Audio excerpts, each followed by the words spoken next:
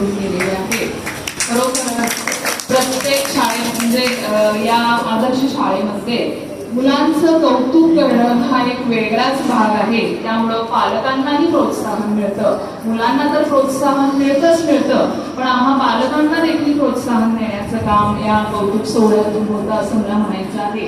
कारण लहान मुले ही मातीचा गोळा असतात. त्या लहान मुलांना जसं आपण आकार देऊ त्याप्रमाणे ती घडत असतात. तर हे आकार देण्याचं कार्य ही शाळा आणि या शाळेतील गुरुवर्य यांनी अत्यंत चांगल्या प्रकारे केलेलं आहे. त्यांनी खूप मेहनत घेतलेली आहे. सर्व शिक्षकांच्या मध्ये खूपच चिकाटी आहे.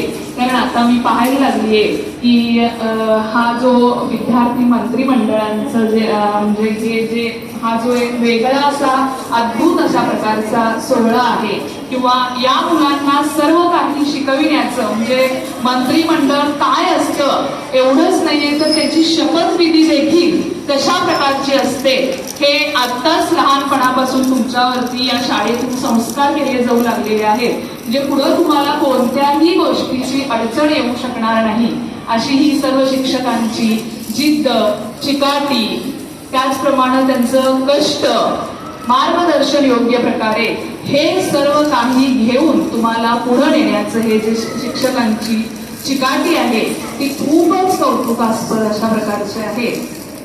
चांगल्या प्रकारे तुम्हाला आकार देण्याचं कार्य या सर्व शिक्षक वृंदांनी केलेलं आहे. त्याचबरोबर आणखी एक गोष्ट की शाळेमध्ये तरी एक वेगळा असा वर्ग शिष्यवृत्तीचा केलाच होता. मॅडमनी त्यामध्ये सहभाग घेऊन त्या शिक्षकांच्या वरती जबाबदारी तरी दिलीच होती.